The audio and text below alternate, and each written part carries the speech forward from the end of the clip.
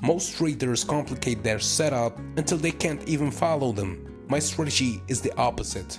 Simple, refined, and designed to last. I don't use more than 4 indicators. I use MACD, RSI, Bollinger Bands, and Parabolic SAR. Sometimes I even use smart money concepts. But the most important thing about my strategy is the discipline.